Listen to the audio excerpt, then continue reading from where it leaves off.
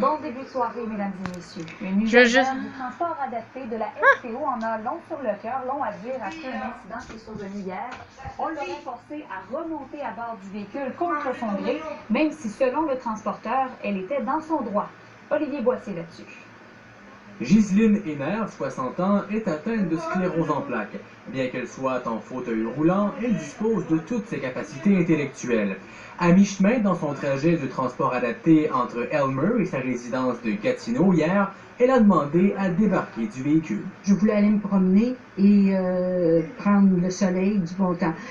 Il faut dire là, que c'est pas un détournement, c'est pas un détour, c'était sur le chemin en m'en allant chez moi. Toutefois, selon elle, quelques minutes plus tard, le chauffeur l'aurait retrouvée. Le chauffeur arrive, il me voit, il me fait des grands signes, puis il me dit « Madame Héner, il faut que je vous ramène chez vous. » Moi, tout de suite, je suis en panique un peu en me disant « Bon, ben, ils ont eu un téléphone de ma famille, de mes amis, qu'est-ce qui se passe? » Madame Héner, qui n'en est pas à son premier litige avec la STO, prétend qu'elle a été forcée de remonter à bord pour être déposée chez elle, la destination initiale. Évidemment, non, je ne veux pas y aller, voyons, ça n'a aucun sens.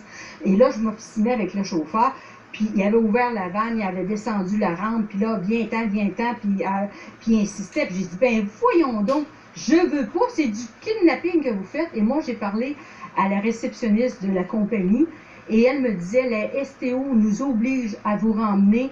Ils veulent pas. À la STO, nous, on ne garde pas les clients prisonniers de nos autobus. La Société de transport de l'Outaouais fait valoir qu'elle permet normalement à sa clientèle, dans un état de santé adéquat, de débarquer si elle le veut. Les clients ont effectivement le droit de demander au chauffeur de débarquer sur leur trajet à un endroit qui serait différent de celui prévu au départ. Et si la santé d'abord du client le permet, son état de santé, puis si ça n'occasionne pas de délai non plus pour les autres transports qui suivent, ben on va lui permettre de le faire sans problème.